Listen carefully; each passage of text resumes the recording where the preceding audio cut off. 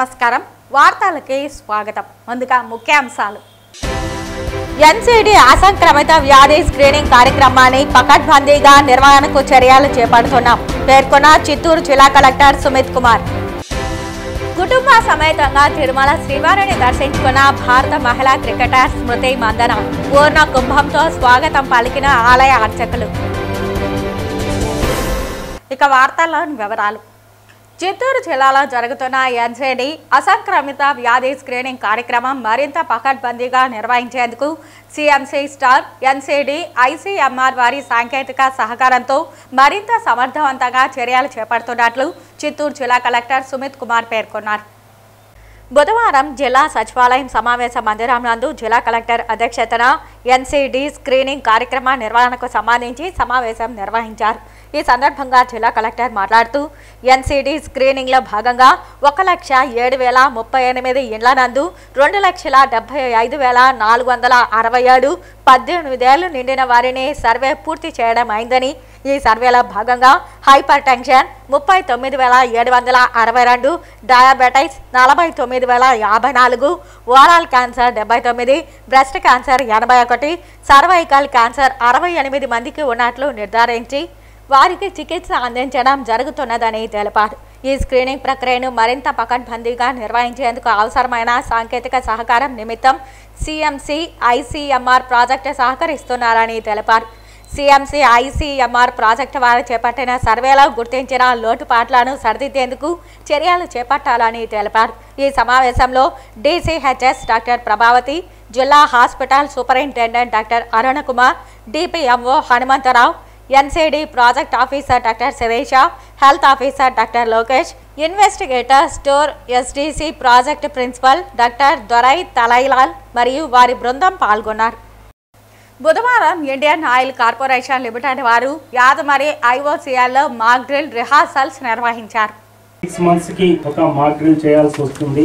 అప్పుడు district administration అందరినీ కూడా పిలవడం జరుగుతూ ఉంది. అలాగే వాళ్ళు చట్టంలో లేకపోయినా కానీ వాళ్ళు ఎవ్రీ మంత్ వాళ్ళు ఇంటర్నల్గా మాక్ డ్రిల్ చేసుకొని రిపోర్ట్లు మాకు పంపడం జరుగుతూ ఉంది. అలాగే ఈరోజు ఈ సినారియోని వాళ్ళు క్రియేట్ చేసిన దాంట్లో మనకు మన అవసరం డిస్ట్రిక్ట్ అడ్మినిస్ట్రేషన్ అవసరం ఎప్పుడు వస్తుందంటే లోపల కర్మాగారంలో జరిగిన ఏదైనా ఆపద విపత్తు వాళ్ళ ద్వారా కంట్రోల్ అయితే మన డిస్ట్రిక్ట్ అడ్మినిస్ట్రేషన్ తోటి అవసరం ఉండదు. ఎప్పుడైతే బయటికి పోయిందో ఆఫ్ సైట్ అయిపోయింది, బయటికి వెళ్ళిపోయింది కాబట్టి అప్పుడు మనందరే అవసరం వచ్చింది. కాబట్టి ఈచ్ డిపార్ట్మెంట్ వాళ్ళు ఇక్కడికి వచ్చి ఎవరెవరు రోల్స్ వాళ్ళు చేయడం జరుగుతూ ఉంది.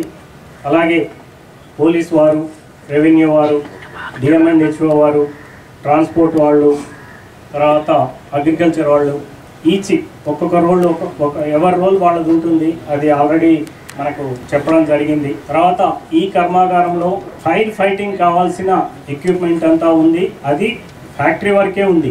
బయటికి వెళ్ళిపోతే వీళ్ళ చేతిలో ఏమీ ఉండదు. అందరూ ట్రైన్డ్ పర్సన్సే ఉన్నారు. ఏ సెంట్రల్ గవర్నమెంట్ ఆర్గనైజేషన్ కాబట్టి వాళ్ళకి ఒక ఆయిల్ సేఫ్టీ నామ్స్ అని ఉంటాయి. దాని ప్రకారం వీళ్ళు రెగ్యులర్గా జరుగుతూనే ఉంటాయి. కానీ పొరపాట్లు అనేది ఎక్కడైనా జరగవచ్చు, చెప్పలేము.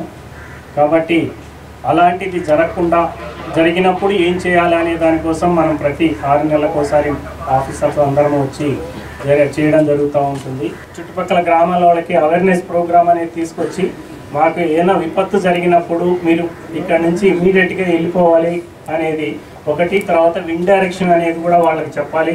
విండ్ డైరెక్షన్కి ఆపోజిట్లో వెళ్ళాలనేది కూడా మీరు ఒక సూచనలాగా వాళ్ళకి చెప్తే మీరు బాగుంటుందని. ఈరోజు ఈ ఐఓసీఎల్లో ఉన్న వాళ్ళకి నేను ఎక్కడ పోయినా ఇదే చెప్తాను. మీ ఎంప్లాయీస్ మీరందరూ సివిలియన్ ఎంప్లాయీసే, కానీ మీరందరూ వెల్ ట్రైన్డ్ ఉండాలి. ఇక్కడ మీరు ఫైర్ ఫైటింగ్ మొత్తం ప్రతి ఒక్కరు ఇప్పుడు ఇక్కడ ఎవరు డీజీఎంఓ ఎవరో కూడా తెలియట్లేదు. నేను కొత్త కాబట్టి ఇప్పుడు డీజీఎం గారు చెప్తేనే నాకు తెలుస్తుంది. ఆ విధంగా మొత్తం మీరందరూ కూడా ఫుల్ ఫ్లెడ్జ్డ్ ఇటువంటి డిజాస్టర్స్లో ఏదైనా ఫైర్ యాక్సిడెంట్ జరిగిందంటే first 1 minute 2 minute respond important. 1 నిమిషం 2 నిమిషాల లోపల మీరు స్టార్ట్ చేసిన ఫైర్ ఫైటింగ్ మోస్ట్ ఇంపార్టెంట్. 5 నిమిషాలు దాటిందంటే ఇక అది డిజాస్టర్ కిందనే లెక్క వస్తుంది అనమాట. కాబట్టి మీరు వన్స్ అగైన్ మీ అందరికీ ఒకసారి కంగ్రాచ్యులేషన్స్ తెలియజేస్తూ, మీరు ఏదైనా ట్రైనింగ్ ప్రోగ్రామ్స్ మీరు ఏదైనా సపోజ్ నిన్న అడగటం జరిగింది ఫైర్ సర్వీస్ డిపార్ట్మెంట్ సైడ్ నుంచి మీకు ఏదైనా ట్రైనింగ్ ప్రోగ్రామ్స్ కావాలన్నా కానీ ఎప్పుడు మీరు లెటర్ పెట్టినా కూడా మా వాళ్ళు ఇమీడియట్గా ఇక్కడ ఇస్తారు. అలానే మాకు గుంటూరులో ఉన్న ట్రైనింగ్ స్కూల్లో కూడా ఇస్తారు. మీరు అక్కడ పోగలిగితే ఈ ట్రైనింగ్ ప్రోగ్రామ్స్లో మీరు చేయండి. చేసినా కానీ మీ ఐఓసిఎల్ టీం మాత్రం 100%, 100 కాదు మోర్ దెన్ 100% మీరు పర్ఫెక్ట్గా ఇక్కడ ఆల్ ట్రైనింగ్స్ అయ్యి మీరంతా పర్ఫెక్ట్గా మీరు చేసే వర్కే మోస్ట్ ఇంపార్టెంట్ వర్క్ అని నా అభిప్రాయము. స్టాఫ్ని తీసుకొని పక్కనే ఉన్నటువంటి గ్రామాలకు వెళ్ళి అక్కడ ఉన్న వాళ్ళని ఎవాక్యుయేట్ చేశారు. ఇది ముఖ్యమైన కార్యక్రమం అన్నమాట. ఇప్పుడు మన ఫైర్ ఆఫీసర్ సార్ ఎలా చెప్పాడో, వీళ్ళు ఎంత త్వరగా రెస్పాండ్ అవుతే అంత క్యాజువాలిటీ తగ్గుతుంది. మనకి ఇప్పుడు ట్యాంక్ 10 వచ్చేసి నియర్లీ జస్ట్ దగ్గరగా ఒక 200 yards కూడా లేదు పెరుమాలపల్లి గ్రామానికి. ఒకవేళ పేలితే పైన ఉన్న టాప్ వచ్చి పడిపోతే క్యాజువాలిటీ చాలా ఎక్కువగా ఉంటుంది. ఆ విధంగా క్యాజువాలిటీ జరిగింది అనుకొని ఈరోజు మాక్ డ్రిల్ చేశారు. అక్కడ ఒక స్కూల్ కూడా ఉంది, స్కూల్ పిల్లని ఎవాక్యుయేట్ చేశారు. తర్వాత మళ్ళా అక్కడ ఉన్న ప్రజల్ని ఎవాక్యుయేట్ చేసి అక్కడ ఎవరైతే క్యాజువాలిటీ జరిగిందో డిఎంఎండ్హెచ్ఓ వాళ్ళు పంపించిన అంబులెన్స్లో వాళ్ళని పంపించారు. ఇదే సమయంలో ట్రాఫిక్ ఇన్స్పెక్టర్ గారు రైట్ లెఫ్ట్ వచ్చే ట్రాఫిక్ అంతా ఆపేసేసుకొని ఏదైతే emergency vehicles ambulance fire engine ఇట్లాంటివి మాత్రం లోపలికి పంపించారు. మాకు మళ్ళీ ఎక్స్ట్రా ఫోర్స్ అవసరం అవుతుందని చెప్పేసి ఎక్స్ట్రా ఫోర్స్ తీసుకొని మా ఇన్స్పెక్టర్ గారు ఒక 10 మందిని తీసుకొని లోపలికి వచ్చారు ఇక్కడే వీళ్ళకి హెల్ప్ చేయడానికి. ఈ విధంగా ఇటువంటి మాక్ డ్రిల్స్ మనం చేయడం వలన ప్రజల్లో ఎప్పుడైతే ఇట్లా సైరన్ కొడితే ఓహో నెక్స్ట్ మనకు ఒరిజినల్గా జరిగినప్పుడు కూడా మనము ఇట్లా ఎవాక్యుయేట్ కావాలా అనేసి ఎన్లైట్మెంట్ జరుగుతుంది. కాబట్టి ఇటువంటివి మరలా రిపీటెడ్ 6 monthsకి ఒకసారి లేదా 1 yearకి ఒకసారి మాక్ డ్రిల్ చేస్తూ ఉంటే పక్కన చుట్టుపక్కల ఉన్నటువంటి గ్రామాల వాళ్ళకందరికీ ఎన్లైట్మెంట్ జరుగుతుందనేసి నేను ఆశిస్తున్నాను. రైల్వే బడ్జెట్లో ఏపీకి అధిక నిధులు కేటాయించేందుకు కేంద్ర రైల్వే మంత్రి అశ్విని వైష్ణవ్కి కృతజ్ఞతలు తెలిపేందుకు ఢిల్లీ వెళ్లిన రాష్ట్ర మంత్రి లోకేష్ ఆయనతో సుమారు 2 గంటల పాటు వివిధ అంశాలపై చర్చించారు. అనంతరం ఢిల్లీలో మంత్రి నారా లోకేష్ మీడియా సమావేశం నిర్వహించారు. మీడియా మిత్రులందరికీ నమస్కారం. నిన్న నేను అశ్విని వైష్ణవ్జీ గారిని కలిసిన తర్వాత మీతో మాట్లాడటం జరిగింది. సో ఆ ఇష్యూని నేను ప్రస్తావించాను.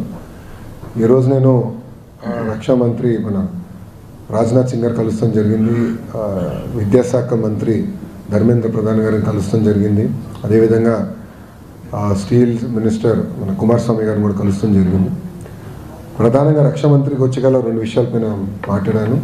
ఎన్సీసీని పెద్ద ఎత్తున ఆంధ్ర రాష్ట్రం ప్రోత్సహించాలని మన ప్రభుత్వం నిర్ణయం తీసుకుందని నేను తెలియజేశాను. దాంట్లో భాగంగా ఒక డైరెక్టరేట్ ఆంధ్ర రాష్ట్రానికి ఏర్పాటు చేయాలి, ఫ్లయింగ్ స్క్వాడ్స్ అని కూడా చేయాలని నేను గౌరవ మంత్రి గారిని కోరాను. దానికి అనుకూలంగా ఆయన స్పందించారు. అంతేకాకుండా డిఫెన్స్ మ్యానుఫ్యాక్చరింగ్లో పెద్ద ఎత్తున ఆంధ్ర రాష్ట్రాన్ని ప్రోత్సహించమని ఒకటి కోరాను. కావాల్సిన ఎకో సిస్టమ్ అనుకుంది. ఆల్రెడీ అనేక డిఫెన్స్ పరిశ్రమలకి మనం భూములు కూడా అనంతపూర్ జిల్లాలో కేటాయిస్తాం జరిగింది. అదొక డిఫెన్స్ హబ్గా ఏర్పాటు చేసే అవకాశం ఉంది. బెంగళూరు ఎయిర్పోర్ట్ నుంచి రైట్ తీసుకుంటే బెంగళూరు సిటీకి వెళ్ళే ముందల ఆంధ్ర రాష్ట్రానికి రావచ్చు, ఎకో సిస్టమ్ బాగుంటుందని మంత్రి గారు కూడా తెలియజేయడం జరిగింది. అది కూడా ఆయన పరిశీలిస్తారని హామీ ఇచ్చారు. దాని తర్వాత విద్యాశాఖ మంత్రి గారిని స్పష్టంగా గత 5 సంవత్సరాల్లో ఆంధ్ర రాష్ట్రంలో ఉన్న ప్రభుత్వ పాఠశాలకు చాలా అన్యాయం జరిగింది. కేంద్ర ప్రభుత్వం ఇచ్చిన నిధులు సకాలంగా మనం వాడుకోలేకపోయారు. ఆంధ్ర రాష్ట్రం ఇవ్వాల్సిన మ్యాచింగ్ గ్రాంట్లు కూడా ఇవ్వలేదు. దానివల్ల నష్టపోయాం, ప్రాజెక్టులు ముందరికి వెళ్ళలేదు. ఆ నిధులు మీరు క్యాన్సిల్ చేయొద్దు, మేము పూర్తి చేస్తామని కూడా మంత్రి గారికి హామీ ఇచ్చాం. రాబోయే సంవత్సరాల ఎలకేషన్స్ ఆంధ్ర రాష్ట్రానికి పెంచమని కోరాను. ఆంధ్ర మోడల్ ఆఫ్ ఎడ్యుకేషన్ అంటే కేజీ నుంచి పీజీ వరకు కరికులం ఏదైతే మనం రీవ్యాంప్ చేయాలనుకుంటున్నాం, బలోపేతం చేయాలనుకుంటున్నాం, టెక్నాలజీతో జోడించి విద్యార్థులకి మెరుగైన విద్య అందించాలనుకున్నామో అది ఆయనకి చెప్తాం జరిగింది. ఆయన కూడా ఇమీడియట్గా ఆయన టీంతో కలిసి ఆంధ్ర రాష్ట్రానికి వస్తానని హామీ ఇచ్చారు. ఆగస్ట్ మాసంలో ఎడ్యుకేషన్ మినిస్టర్స్ కాన్క్లేవ్ ఆంధ్ర రాష్ట్రంలో విశాఖపట్నంలో ఏర్పాటు చేస్తే బాగుంటుంది, మేము చేస్తామని చెప్తాం జరిగింది. ఎందుకంటే భారతదేశంలో అనేక అద్భుతమైన మోడల్స్ ఉన్నాయి. అన్నిటి దగ్గర నుంచి మంత్రులు మేము అందరూ నేర్చుకోవాల్సిన అవసరం ఉంది. సో టెక్స్ట్ బుక్స్ విషయంలో మేము మహారాష్ట్ర నుంచి నేర్చుకున్నాం. అది ఎందుకు జరిగింది, నేను టీమ్స్ పంపించాను. అదే మంత్రులు వస్తే మంచి ఎక్స్చేంజ్ ఆఫ్ ఐడియాస్ ఉంటుంది. 2వ రోజు ఎడ్టెక్ కంపెనీస్ ద్వారా ప్రజెంటేషన్స్ తీసుకోవచ్చు, ఒక మోడల్ క్రియేట్ చేయొచ్చు అని నేను మంత్రి గారిని కోరాను. దానికి ఆయన అనుకూలంగా కూడా స్పందించారు. ఆయన ఒక మాట అన్నారు, టెక్నాలజీ విషయంలో ఎప్పుడు ఆంధ్ర రాష్ట్రం ముందుంటుంది, మీరు చేయండి, అది మంచి ఫలితాలు వస్తే భారతదేశానికి మనం తీసుకెళ్ళొచ్చని మంత్రి గారు చెప్పారు. ఇంకో పక్కన కుమారస్వామి గారు కలిసినప్పుడు ఆయన నేను పర్సనల్గా కృతజ్ఞతలు తెప్పడం జరిగింది. ఎందుకంటే ఇక్కడ చాలామంది ఎంపీలు మీ అందరం కలిసికట్టుగా గత 8 నెలలుగా చాలా కష్టపడ్డాం. మీ అందరు తెలుసు, వైజాగ్ వెళ్ళినప్పుడు ఎంపీలతో ఎమ్మెల్యేలతో మీ అందరం కూర్చున్నాం, మాట్లాడాం, ఎట్లా రివైవ్ చేయాలి, ఆప్షన్స్ ఏంటి మన ముందలా అని డిస్కస్ చేసి అక్కడ నుంచి ఒక పద్ధతి ప్రకారం, అంటే భారతదేశంలో ఎక్కడ జరిగిన విధంగా పద్ధతి ప్రకారం మేము ఆ ప్రాజెక్ట్ని రివైవ్ చేసే విధానికి దాదాపు కేంద్ర ప్రభుత్వం నుంచి 11,000 కోట్ల ప్లస్ నిధులు తీసుకురాగలంటే అది మెటిక్యులస్గా ప్లాన్ చేసాం. కేంద్రంలో ఉన్న ప్రధానమంత్రి గారు, హోంమంత్రి గారు, ఆర్థిక శాఖ మంత్రి గారు, కుమారస్వామి గారు, ఉన్న ఎంఓఎస్టీఎల్ వర్మ గారు సహకారంతో మేము అది సాధించాం. భారతీయ విద్యాభవన్ తిరుపతి వారి ఆధ్వర్యంలో తిరుమల తిరుపతి దేవస్థానముల సౌజన్యంతో 17వ పుస్తక ప్రదర్శనలో భాగంగా సంగీత సాంస్కృతిక కార్యక్రమాలు అలరిస్తున్నాయి. పుస్తకాల పట్ల ఆసక్తిని, పఠనాసక్తిని పెంపొందించే విధంగా ప్రతి సంవత్సరం భారతీయ విద్యాభవన్ వారు పుస్తక ప్రదర్శన నిర్వహిస్తున్నారు. భారతీయ విద్యాభవన్ సంచాలకులు మరియు కోశాధికారి డాక్టర్ ఎన్ సత్యనారాయణ రాజు ఆధ్వర్యంలో ఫిబ్రవరి 1, 2025 నుండి ఫిబ్రవరి 9, 2025 వరకు ప్రతిరోజు మధ్యాహ్నం 1 గంట నుండి రాత్రి 9 గంటల వరకు పుస్తక ప్రదర్శనను తిరుపతి హరే రామ హరే కృష్ణ రోడ్డులో గల వినాయక నగర్ క్వార్టర్స్ క్రీడా మైదానంలో నిర్వహిస్తున్న విషయం విదితమే. ఓవైపు పుస్తకాలు కొనుగోలు చేయడానికి అధిక సంఖ్యలో పుస్తకాభిమానులు విచ్చేస్తుండడంతో పాటు మరోవైపు ప్రతిరోజు సాయంత్రం నిర్వహిస్తున్న సంగీత సాంస్కృతిక కార్యక్రమాలకు కూడా ప్రజలు విశేషంగా తరలి వస్తున్నారు. కాగా మంగళవారం సాయంత్రం భారతీయ విద్యాభవన్ సంగీత ఉపాధ్యాయురాలు శైలజ గాత్రం మరియు వీణపై అలవోకగా పలికించిన కృతులు సభాసదులను విశేషంగా ఆకట్టుకున్నాయి. మహాగణపతి మనసా స్మరామి, నిన్ను కోరి యున్నానురా, ఎందరో మహానుభావులు వంటి త్యాగరాజ కీర్తనలు, మరి వేరే గతి ఎవరమ్మా, తిరుతిరు జవరాల వంటి అన్నమాచార్య కీర్తనలు ఆహుతులను సమ్మోహితులను చేశాయి. భారతీయ విద్యాభవన్ తిరుపతి కేంద్ర పూర్వ విద్యార్థి మరియు తిరుపతికి చెందిన యువ శతావధాని ఉప్పల ధాడ్యం భరత్ శర్మ మృదంగంపై సహకారం అందించారు. కాగా శైలజ మరియు అవధాని భరత్ శర్మ తల్లి కొడుకులు కావడం విశేషం. ఘటంపై ప్రసాద్ సహకారం అందించారు. అనంతరం భారతీయ విద్యాభవన్ యాజమాన్యం వీరిని శాలువతో కప్పి సముచిత రీతిన సత్కరించారు. అనంతరం తెలుగు సాహితీ సభ కార్యక్రమం జరిగింది. ఈ కార్యక్రమానికి ముఖ్య అతిథిగా ద్రవిడ విశ్వవిద్యాలయ పూర్వ వైస్ ఛాన్సలర్ ఆచార్య కొలకలూరి మధు జ్యోతి, స్విమ్స్ వైద్యులు డాక్టర్ అలాడి మోహన్ పాల్గొన్నారు. ఈ కార్యక్రమంలో భారతీయ విద్యాభవన్ గౌరవ సంచాలకులు మరియు కోశాధికారి డాక్టర్ నడింపల్లి సత్యనారాయణ రాజుతో పాటు భవన్స్ కేంద్ర కమిటీ సభ్యులు Yugandhar Raju, associate secretary doctor Singaraju Dakshinamurthy Sharma, బోధనేతర సిబ్బంది, విద్యార్థులు తదితరులు పాల్గొన్నారు. సంస్కృత వేదిక భరత శర్మ తెలుగు సంస్కృతం అందులోంచి తీసుకుని తమ యొక్క పద్యాన్ని వినిపించటం. ఈ కార్యక్రమంలో కూడా ఇద్దరు గొప్ప పండితులు, ఒకరు డాక్టర్ అల్లాడి మోహన్ గారు, ఆయన సర్టిఫికేట్ అన్నేలో తెలుగు లేకపోయినా సంస్కృతంలోనే వైద్య శాస్త్ర నిపుణులు అయినప్పటికీ ఆయనకి సంస్కృతం మీద అదేవిధంగా తెలుగు మీద గొప్ప పట్టున్నటువంటి డాక్టర్ మధు జ్యోతి గారు ప్రతి బుక్ ఫెస్టివల్లో వారు తప్పనిసరిగా ఈ బుక్ ఫెస్టివల్కి వచ్చి ఈ సందేశాన్ని ఇస్తున్నారు. బుధవారం ఉదయం తిరుమల శ్రీ వెంకటేశ్వర స్వామి వారిని పలువురు ప్రముఖులు దర్శించుకొని మొక్కులు చెల్లించుకున్నారు. తిరుమల శ్రీవారిని భారత cricketer Smriti Mandhana, Himachal Pradesh ex CM Jairam Thakur, Vishwambhara director Vashishta వేరువేరుగా దర్శించుకున్నారు. బుధవారం ఉదయం వీఐపీ ప్రారంభ విరామ దర్శన సమయంలో కుటుంబ సభ్యులతో కలిసి వీరు స్వామివారి సేవలో పాల్గొన్నారు. టీటీడీ ఆలయ అధికారులు వీరికి స్వాగతం పలికి దర్శన ఏర్పాట్లు చేశారు. దర్శన అనంతరం రంగనాయకుల మండపంలో వీరికి వేద పండితులు వేదాశీర్వచనం చేసి స్వామివారి తీర్థ ప్రసాదాలను అందజేశారు. నమో వెంకటేశ. దర్శనం చాలా బాగా జరిగింది. సో సినిమా షూటింగ్ జరుగుతుంది కాబట్టి మధ్యలో ఒకసారి దర్శనం చేసుకోవడానికి వచ్చాను. స్వామివారి దర్శనం కోసం చాలా బాగా జరిగింది. ఏమున్నాయి కొత్త సినిమాలు ఏం తీస్తుంది సార్? విశ్వంబర ఎలా ఉండబోతుంది? విశ్వంబర ఎలా ఉండబోతుందంటే మీరే చెప్పాలి. సినిమా అయితే చాలా బాగుంటుంది డెఫినెట్గా. ఫ్యాన్స్ అందరూ హ్యాపీగా ఫీల్ అవుతారు. బ్లాక్ బస్టర్ రిలీజ్ డేట్ ఎప్పుడు చేస్తారు? అది త్వరలో చెప్తాను మీకు time. Too early sir October కూడా అన్న ప్రస్తుతం విశ్వంబర జరుగుతుంది కాబట్టి దీని మీద వార్తలు ముగించే ముందు ముఖ్యాంశాలు మరోసారి. ఎన్సీడీ అసంక్రమిత వ్యాధి స్క్రీనింగ్ కార్యక్రమాన్ని పకడ్బందీగా నిర్వహణకు చర్యలు చేపడుతున్నాం పేర్కొన్న చిత్తూరు జిల్లా కలెక్టర్ సుమిత్ కుమార్.